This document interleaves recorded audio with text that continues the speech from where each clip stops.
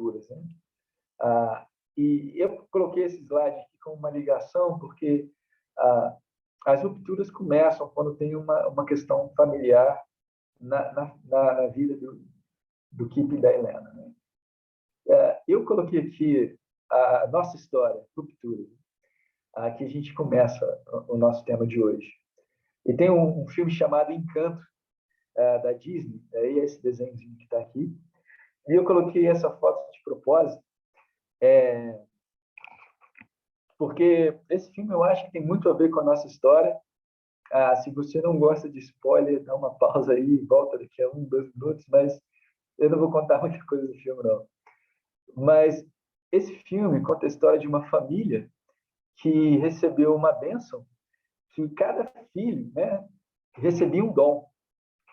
E o que começou a acontecer é que essa família, cada pessoa tinha um dom, e eles ajudavam a família e ajudavam a comunidade. Só que, com o passar do tempo, esses filhos cresceram, né, e continuaram com os dons deles. Um era super forte, uma outra ouvia tudo, uma era super bonita, enfim, um podia prever o futuro. Só que os dons deles começaram a se sentir sobrecarregados, e isso começou a falhar. E eles sentiam que o valor deles vinha dos dons que eles tinham. E isso começou a causar rupturas na família, até que chega uma pessoa que faz a diferença, e eu não vou contar, porque senão vai legal o filme. Mas a história é muito legal desse filme da Disney. Então, eu acho que tem tudo a ver com a nossa história, porque nós também recebemos dons, principalmente a liderança, e recebemos também muitas pressões, mas nos enganamos, às vezes, colocando que o nosso valor dependia do que nós fazíamos ou do resultado que a gente tinha, e não de nós mesmos. Então, eu achei interessante essa figura, e eu acho que tem a ver com a história que a gente vai abordar. Então, em 2001, né, e aí a gente está falando de 11 de novembro, né, de 2001, num encontro da igreja de Los Angeles, o Kip, ele fala que ele e a Helena estavam lidando com graves deficiências no casamento e na família deles. E ele confessa, né, abertamente, que ele cedeu a pecados como arrogância e ao pecado de pensar que está sempre certo. E que ele e os demais líderes da igreja chegaram à conclusão de que ele deveria dar um passo para trás e tirar um descanso sabático do ministério.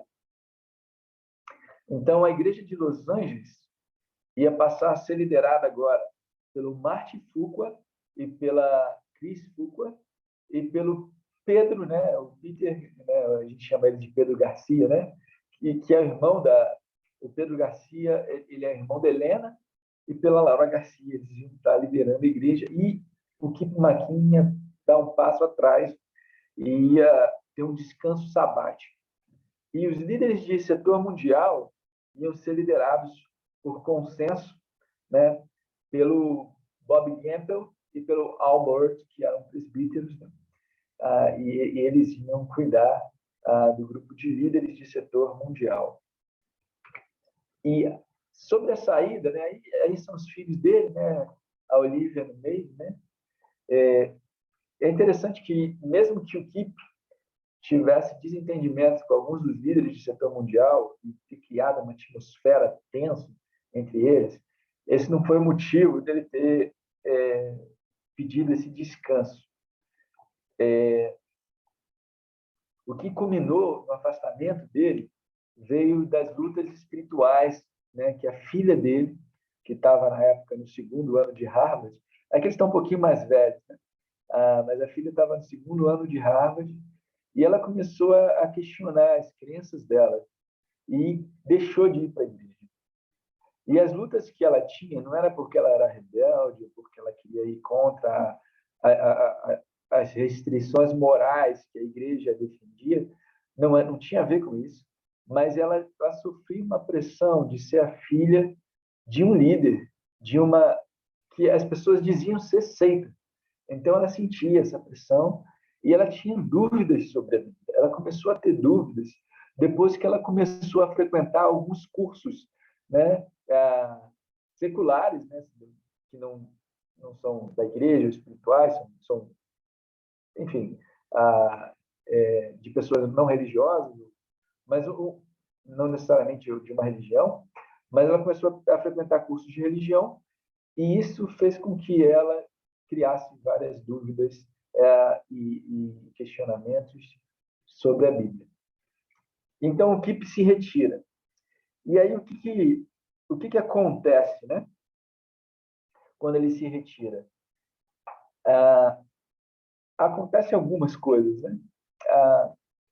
Ele saindo, a igreja passa por um período de crise de identidade e começa a refletir em muitas coisas. Quando o Kip estava como líder da igreja, tinha uma força, né, que meio que dava uma conformidade nas coisas. Então, diante dos sucessos evangelísticos que a igreja de Los Angeles e todas as demais tinham, existia uma repressão das dúvidas e questionamentos de como as coisas eram conquistadas, ou como as conquistas aconteciam. E essa repressão de dúvidas, ela vinha de várias formas, mas às vezes a gente tinha, por exemplo, canais que eram da nossa igreja e as coisas que não eram da nossa igreja, a gente não era para a gente ficar tanto procurando saber o que a outra pessoa escrevia, né? Às vezes até a gente tinha algum líder que transmitia, mas em geral era aconselhado você usar os canais da igreja para você ter notícias. Existia uma prática existiam muitas pessoas que saíam da igreja e algumas pessoas elas eram marcadas. Então você não deveria nem se aproximar, conversar com essa pessoa, ouvir essa pessoa. Então, mas assim, as pessoas criaram dúvidas e questionamentos sobre como as coisas eram conquistadas. E na ausência de uma figura de autoridade que impunha uniformidade de cima, muitos líderes e membros começaram a questionar algumas das crenças e práticas que eram promovidas por eles mesmos. Então, algumas das coisas que... E olha aqui, irmãos, eu não estou falando aqui de 2003, não. Aqui está em 2001, tá? Uma das coisas que aconteceu em 2001, que foi um marco na nossa história, eu acabei não colocando aqui no slide, foi o livro A Regra de Ouro da Liderança. Esse livro fala sobre a liderança em equipe e não de um único homem. Fala sobre como você enxergar o seu coração em áreas que às vezes você pode ter um ponto cego, né? Bom, esse princípio a gente usava no discipulado, mas ele fala sobre a necessidade das lideranças, né, aprenderem a observarem para elas mesmas. Ele fala sobre não chamar pessoas que vão ser somente fiéis a você e as suas ideias, mas que vão também confrontar você e as suas ideias, né? E vão ter coragem e liberdade para fazer isso. O livro é muito bom, né? Eu acho que alguns líderes até traduziram ele para o português. Acho que ele não está disponível, acho que mas é um livro que fala de muitas coisas que são marcantes para a nossa história de igreja, principalmente sobre relacionamentos da liderança entre ela e com pessoas. Mas desse tempo de reflexão, algumas coisas foram verificadas, foram discutidas, e uma delas foi a estrutura vertical do discipulado. Então, em algumas igrejas, aqui eu estou falando de 2001, tá, irmãos? Em algumas igrejas, as estruturas verticais de discipulado, elas foram desmanteladas e passaram a ser horizontais. Não só estruturas de discipulado, mas também grupos de discipulado, né? Então, foi trabalhada essa ideia de que de não ter essa hierarquização, né, de uns sobre os outros. Tem uma pessoa da nossa igreja chamada Andy Fleming. Ele deu uma aula, né, que ficou muito conhecida. Ele era o líder de setor mundial, o líder de setor do meio oeste, do Oriente Médio, e ele deu uma aula sobre o livro de Provérbios, né, em Los Angeles, e ele usou vários provérbios para falar que aquele que busca vários conselheiros encontra sabedoria. E ele falou que a gente estava muito acostumado a ter uma única pessoa a quem a gente se abria, buscava conselhos, e falou da importância da gente ter uma rede de amizade, né? E isso marcou muito. Uma coisa interessante, o Bruce Williams, que é o presbítero, né, na Califórnia, na região de Orange County, ele falou da igreja dele que, olha, pessoal, você pode escolher quem você quer que discipule você. Se você quer fazer parceria com tal pessoa, agora não é imposto, porque até então você não tinha escolha de quem seria a sua parceria de discipulado. Isso era montado. E isso foi algo revolucionário. O quadro de salários, né, do líder de setor mundial, líder de região, eles eram pesados.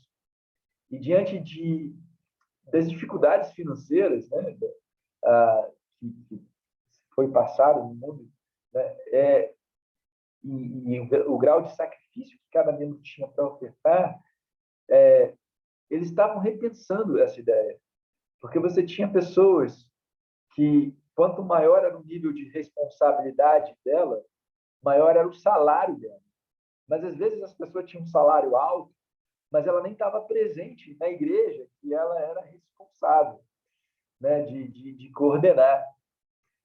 E isso começou a ser discutido, né? O Mike Talhaferro, né, vocês devem conhecer, ele falou que esse cargo de líder de setor mundial devia ser chamado trabalho ilegal, porque não ajudava muito esse tipo de estrutura, né?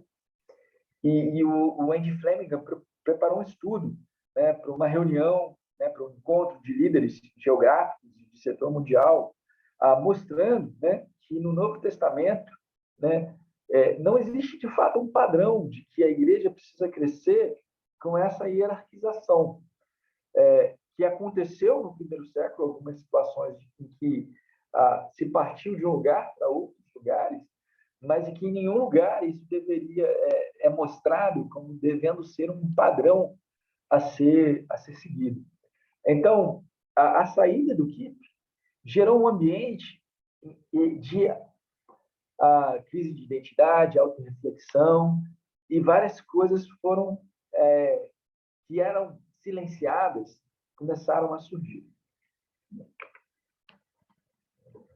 E em 2002, eu peço perdão para vocês, eu não consegui colocar aqui, né, a tradução em si, mas eu vou estar lendo essa carta porque eu acho que ela é muito significativa. Isso aqui foi em novembro de 2002. Isso foi transmitido para todas as igrejas de Cristo internacionais, tá? Isso foi um memorando do Kip McKean para ser lido em todas as igrejas, né? Ele cita o Salmo 126, né? Quando o Senhor trouxe os cativos de Sião, foi como um homem sonhando, né? As bocas encheram de alegria e as línguas de louvor, né? Enfim, aí ele cita o Salmo 126, e aí eu vou ler o que ele escreveu aqui para as igrejas. Verdadeiramente, o Senhor tem abençoado o seu movimento dos dias modernos, quando o seu evangelho produziu verdadeiras igrejas de discípulos em 170 nações, com o passar de 23 anos. Entretanto, essa hora é pessoalmente um tempo de lágrimas. Deus, através da sua palavra, através das circunstâncias e através de verdadeiros irmãos, tornou claro que a minha liderança nos anos recentes foi tem prejudicado tanto o reino e a minha família. A minha mais significante, meu pecado mais significante é a arrogância.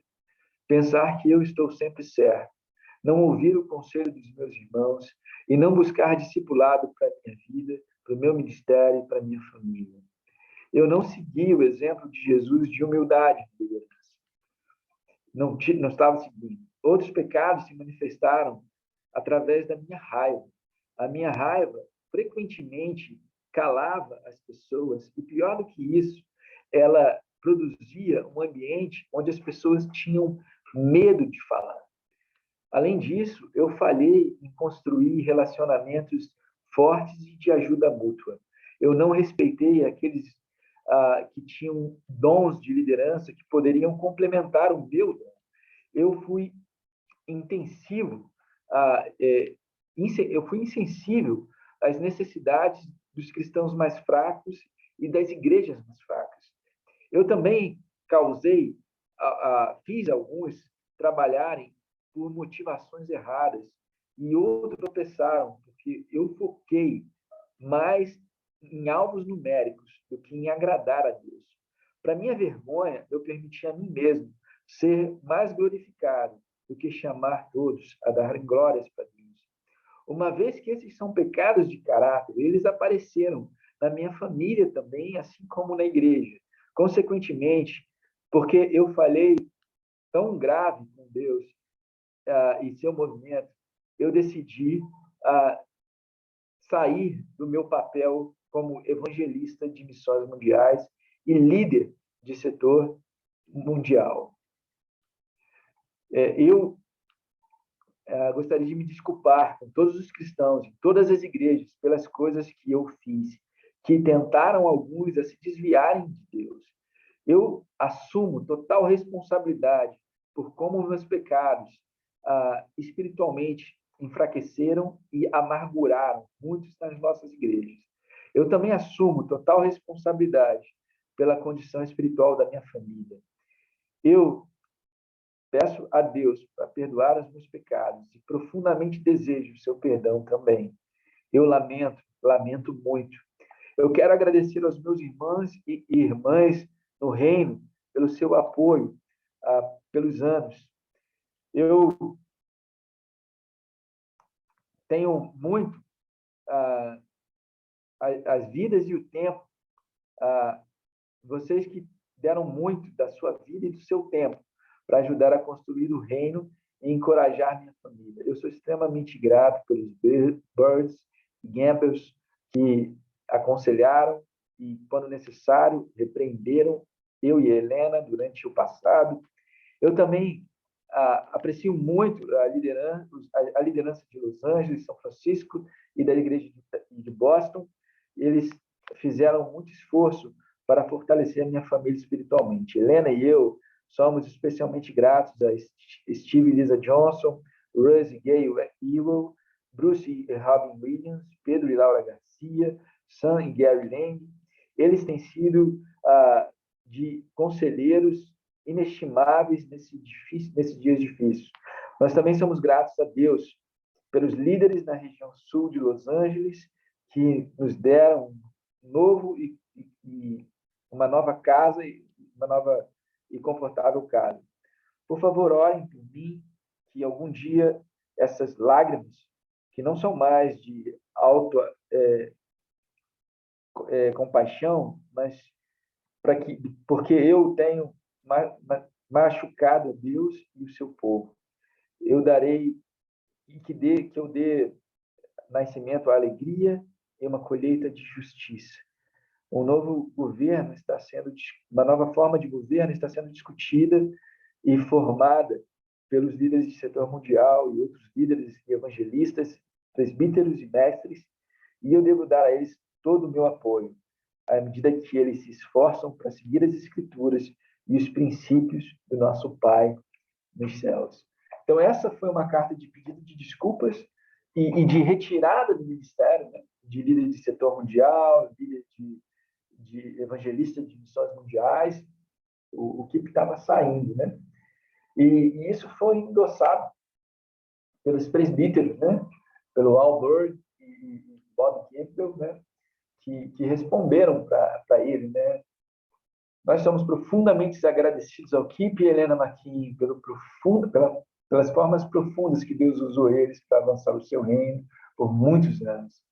Infelizmente, tem havido pecados na liderança do Kip que, com o passar do tempo, né, comprometeram seriamente a habilidade dele de continuar a liderar no seu papel atual.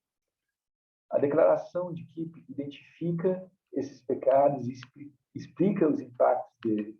Como resultado, o Kip está dando passo para trás para focalizar em fazer as mudanças que Deus espera que ele, como cristão, marido, pai e líder, faça. A abertura e a forma direta que o Kip trata as coisas devem ser elogiadas.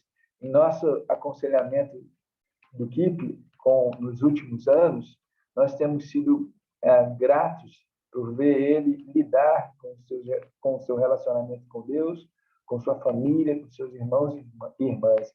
Ele está determinado a fazer as mudanças necessárias para permitir que o Senhor continue a usá-lo poderosamente à medida que ele move para o papel de um ministro de tempo integral na região sul de Los Angeles, da Igreja de Los Angeles. A gente encoraja perdão para o Kip, daqueles que precisam dar isso, e orações por todos, por ele e pela sua família. Então, assim, o Kip, ele deixou o papel de líder de setor mundial e vai assumir um papel no Ministério da região sul de Los Angeles. Né? Ele continua trabalhando para a igreja, né? Mas ele perde aquele status. E ele relata que é muito difícil para ele, acostumado a viver de uma forma mais intensa com a igreja. Ele fala sobre essa dificuldade de se adequar a essa vida diferente.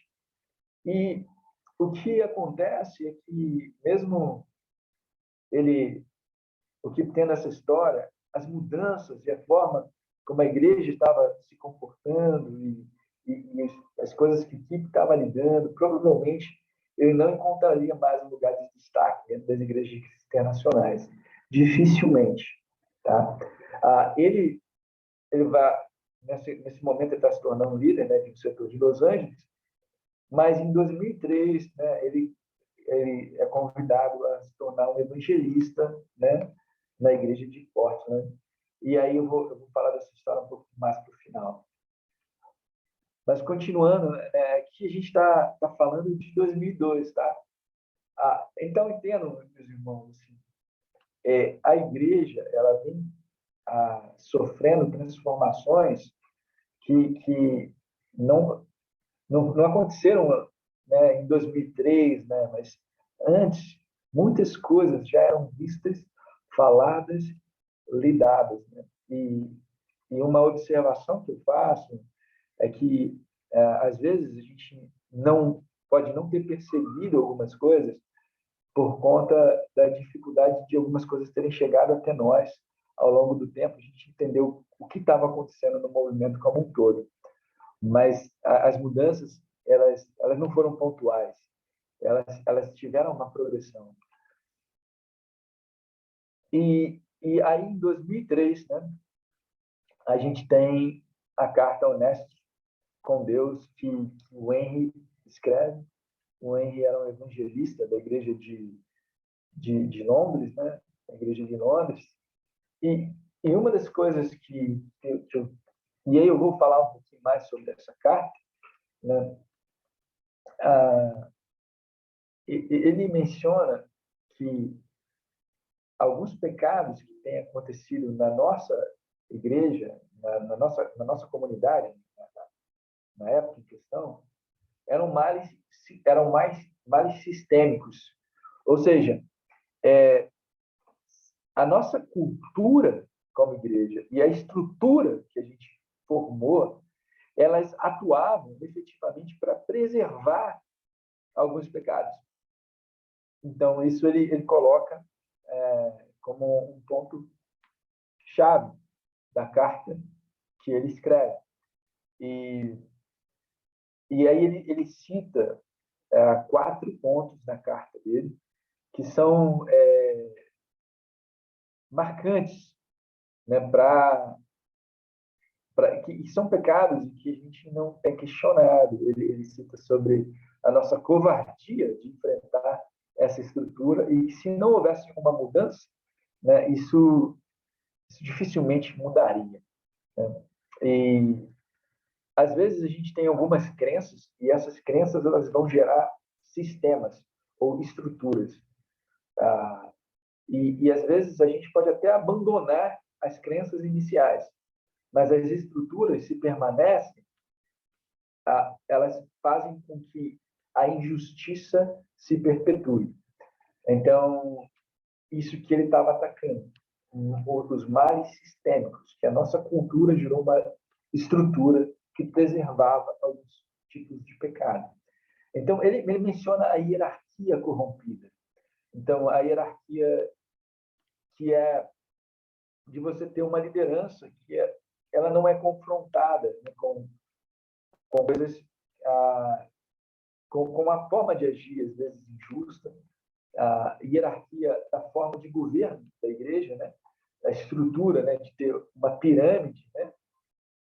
Ele menciona, inclusive, na carta que a gente estudava a Bíblia com as pessoas, dizendo que a gente não era uma denominação, mas que nós nos tornamos uma denominação, com uma data de nascimento, que se fala sobre 1979, que não sei se nosso movimento surgiu lá, mas a gente contava várias vezes que foi na sala de estar de Campbell, com 30 futuros discípulos, era onde tinha começado, mas a gente tem um ponto de partida, a gente tem um fundador, que é o Kiko Maquin, a gente tem uma estrutura, a gente tem um conjunto de doutrinas, uma forma de falar. Então, a gente dizia que não era uma denominação, mas nós nos tornamos uma denominação, né? E, bom, a hierarquia também ela se encontra até nos relacionamentos. No final da carta, ele fala de várias coisas esporádicas. Além desses 4 pontos, no final, ele relata vários pontos soltos. E um deles que poderia ser incluído aqui, ele fala sobre os relacionamentos de parceria de discipulado, onde muitas vezes, né, na época, existia a ideia de um sobre o outro. E conselhos eram para serem seguidos, não no sentido como se fossem ordens mesmo, e não como se fossem conselhos. E muitas vezes a vida de algumas pessoas ficava na mão de outras que decidiam por elas.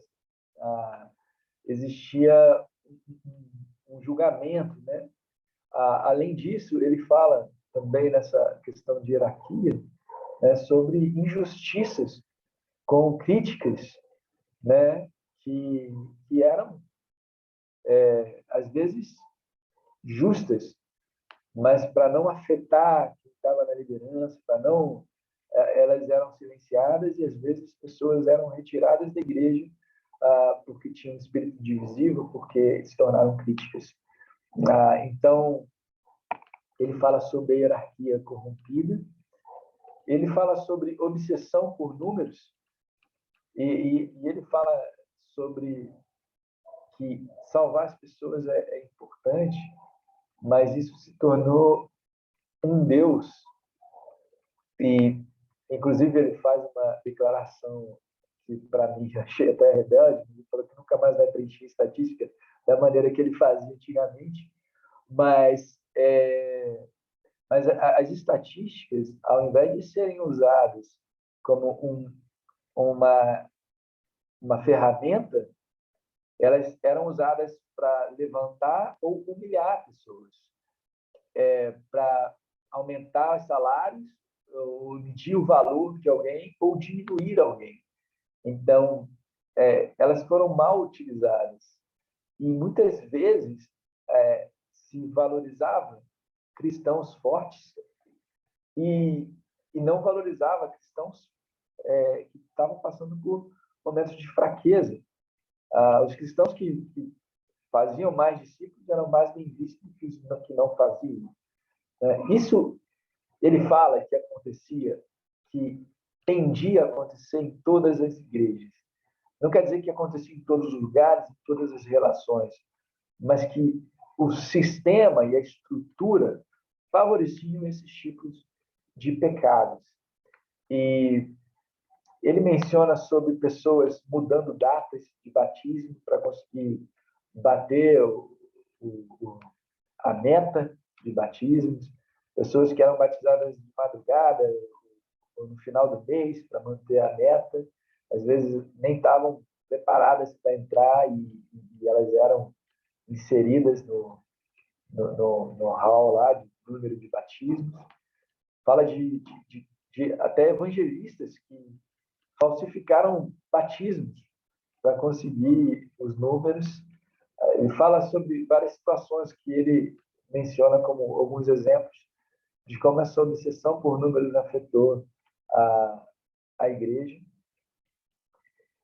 E aí ele fala sobre a nossa vergonhosa arrogância, né?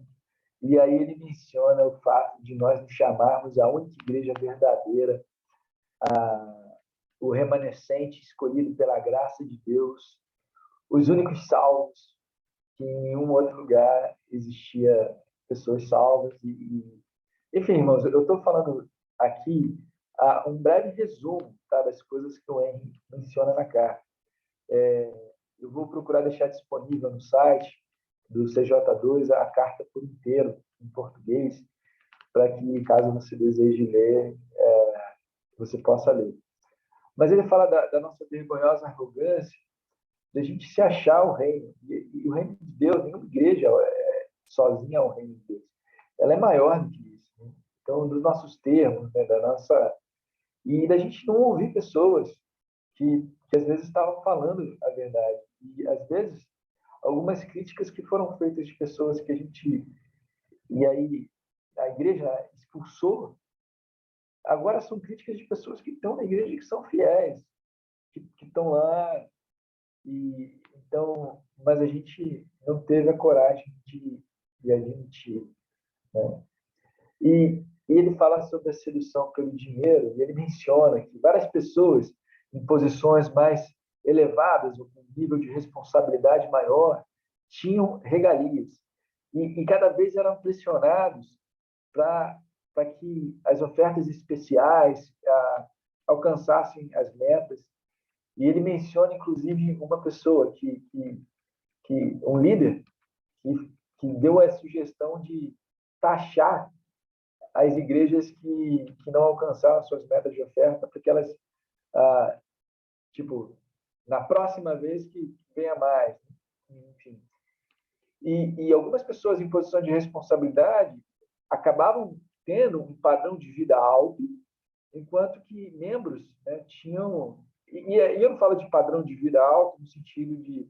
Às vezes a pessoa morava num lugar diferenciado, mas às vezes tinha algumas regalias, né, de hotéis, de ir a jogos, e elas se sentiam até merecedoras disso. Né? Então, isso não aconteceu em todos os lugares, mas a estrutura e a cultura tendiam a favorecer esse tipo de pecado. Então, a carta do Henry abordou essas coisas. E aí eu faço um comentário e uma crítica, né, que aí vem de mim. Né, nem todos os líderes gostaram da carta do Henry, né, e às vezes líderes que lutavam contra alguns pecados ali, né? E por alguns motivos. Né? Um dos motivos que alguns líderes não gostaram foi dele ter assumido como sendo o porta-voz de todos. Né? E algumas coisas ali, talvez alguns pensavam diferente. Né? E a outra a crítica que a gente também que eu vi foi dele de ter sido algo um pouco estimulante a uma revolta, que talvez poderia ser diferente. Algumas pessoas acreditam que somente, isso o Henry fala, somente quebrando as coisas, mudando radicalmente que as coisas vão mudar. Outros achavam que isso poderia ser feito diferente. Mas isso é uma das críticas, né? Que nem todos foram unânimes com todas as coisas que o Henry escreveu. E aí, assim, você precisa ler realmente a carta para você entender algumas coisas, mas eu fiz aqui um resumo. E a minha crítica, assim, que algumas coisas realmente eu acho que é preciso ler e entender no contexto para você fazer um julgamento. Uma das coisas que eu li na carta que eu discordei foi ele usar aquela parábola do joio e do trigo de uma maneira que vá contrariamente à disciplina na igreja. É claro que nem sempre a gente pratica a disciplina de forma correta e realmente a gente taxou algumas pessoas de crítico, marcamos pessoas e eu acho que nem todas as vezes a gente agiu corretamente, mas meu papel aqui não é julgar isso, mas quando o Henry fala sobre deixar o joio e o trigo crescer juntos, ele estava falando sobre crescer na igreja. Só que se você ver a parábola, ela não está dizendo isso, né? A parábola fala sobre o joio e o trigo, que ele fala que o campo é o mundo e não a igreja. Então, às vezes, algumas pessoas, algumas vezes, é importante que a gente entenda que é necessário a disciplina da igreja. Mas, enfim, isso é uma coisa que eu entendi que ele colocou equivocadamente, mas, em geral, a carta faz muito sentido. Muitas das coisas elas foram trabalhadas. Por exemplo, a ideia de reino foi estudada, né, e trabalhada por mestres da nossa igreja. Essa questão da sedução pelo dinheiro, e a hierarquia, foram introduzidas. Os líderes de setor mundial e geográfico já tinham perdido muito da influência deles, inclusive dentro do próprio grupo deles, né? E a gente passou a entender que a nossa hierarquia não fazia bem e a gente tentou trabalhar mais com uma interdependência, com igrejas mais autônomas, como as igrejas de Cristo, das quais a gente veio, a partir da qual a gente veio, faziam. Elas têm autonomia nas igrejas, elas não são umas sobre as outras. Né? Então, a gente começou a trabalhar sobre a autonomia das igrejas. Uma das outras coisas que é mencionada, isso aí ele coloca na parte final, é que a gente tinha muito pouco presbítero na igreja. Se é que a gente tinha presbítero, porque os papéis de evangelista eram mais valorizados que de presbíteros. E às vezes pessoas mais velhas, com mais maturidade, não eram, e até reconhecidas pela sua própria congregação, não eram chamadas para o papel de presbítero. E depois de 2003, né, um dos processos foi levantar presbíteros para as igrejas. E ter essa visão de que o presbítero e o evangelista trabalham juntos, né? E o respeito do presbítero. Né? Então, essas foram algumas coisas que a gente viu ali que o Henry escreveu. Em 2003, logo depois, 30% das igrejas internacionais saiu. A gente teve um decréscimo de membros de cerca de 30%. Não. Enfim, e foram tidos fóruns em vários locais, né, para se conversar a respeito. Igrejas diferentes lidaram de maneira diferente. Algumas sentiram mais algumas coisas do que outras, mas isso afetou a todo o movimento. Né? poucas igrejas, algumas poucas igrejas não. E aqui eu fiz uma timeline, né, uma pequena linha do tempo sobre como que aconteceu. Que tem um livro chamado Firestorm, que fala sobre conflitos na igreja e situações em que as igrejas acabam, às vezes, até sendo destruídas. Né? E esse livro é muito interessante, chama Firestorm, e ele fala sobre essa questão. Mas o que aconteceu na igreja foi uma tempestade, foi algo que mexeu mesmo. Já era, talvez, previsto, já era algo que muitos estavam vendo já faz muito tempo. Desde 94 teve a situação em Indianápolis, onde tiveram aquelas críticas, né, que inclusive o Henry menciona na carta dele. Em 2001, a gente tem um livro da regra de ouro da liderança, falando sobre essas questões e muitas situações, né? O que ter pedido para sair, entender algumas coisas, até mesmo a carta que ele escreve, são coisas que mostram que as coisas estavam ia chegar em algum momento essas transformações.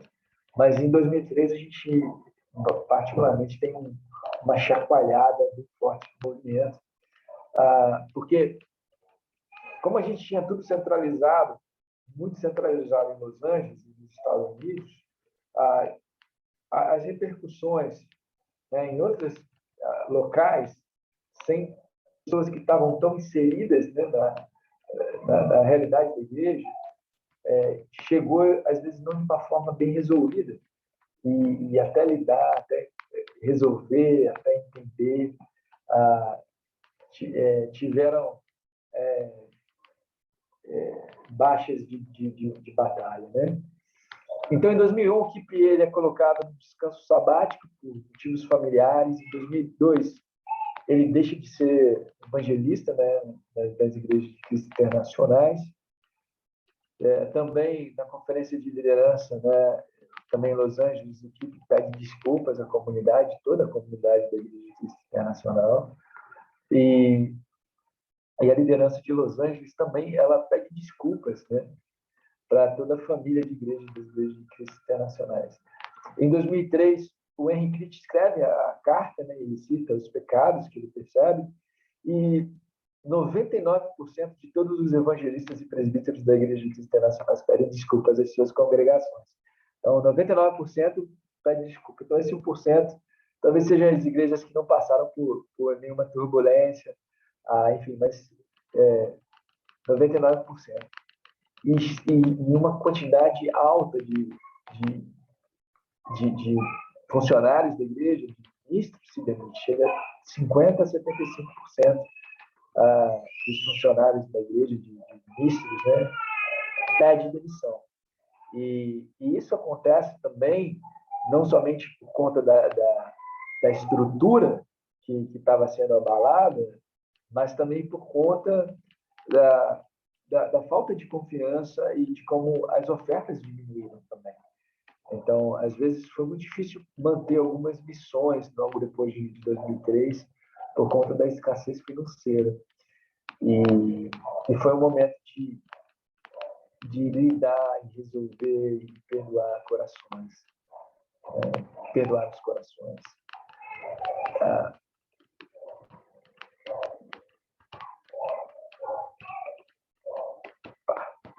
E aí, só um parênteses aqui, mas eu acho que vale a pena a gente falar, foi a criação das igrejas cristãs internacionais. Bom, vocês sabem que o Kip ele começou a trabalhar na igreja de Los Angeles, né, como uma região, como ministro, ele não saiu do ministério, e ele é chamado para se mudar para Portland, né?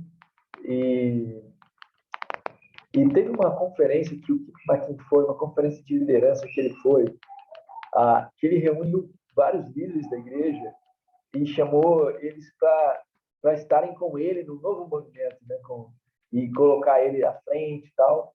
E ele é repreendido por vários líderes da igreja, né?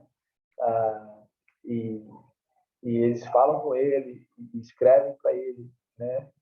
Mas, enfim, ele continua. Em 2003, né, quando ele vai para Portland, ele, como evangelista, ele faz um trabalho, assim, ele é uma pessoa muito talentosa como evangelista, de fato, e ele faz um trabalho incrível, né, na igreja de Portland, numericamente falando, e de ministérios também. Ele coloca um ministério de recuperação química, um ministério de jovens e demais ministérios que ajudam ele, e a igreja começa a crescer, faz um trabalho com ele sobre estudo, né, como estudar a Bíblia com as pessoas, né, uma série de gastos que geralmente é o que ele fez em Boston, o que ele talvez tenha aprendido até em Crossroads, mas ele faz esse trabalho e a igreja cresce bastante, a igreja de Portland, né? E ele começa um novo movimento, que são os discípulos, a Igreja Cristã Internacional, onde os discípulos são, eles chamam de discípulos comprometidos. O nome é Igreja Cristã Internacional. E aí ele tenta recuperar o território perdido, né? E a sigla aqui eu acho que é ICC, tá? Não é ICI, não. Mas as doutrinas principais são parceiros de discipulado, a igreja discipulada por um evangelista, e ele tem um plano de evangelismo mundial em uma geração, assim como ele tinha antes. Em 2019, eles conseguiram implantar mais de 65 igrejas, né? E ele volta a fazer uma igreja-chave lá em Los Angeles. Enfim, e faz algumas coisas que ele chama de reimplantação, né? Então, só para falar aqui, né, ele buscou fazer basicamente coisas parecidas com o que ele costumava fazer antes, mas só para vocês terem aí o, o que aconteceu com ele, né? Então, é isso que eu queria deixar com vocês aqui essa noite, sobre esse assunto, que são as rupturas, e a gente vai falar sobre como a igreja se recuperou, né? O recomeço na semana que vem. Obrigado.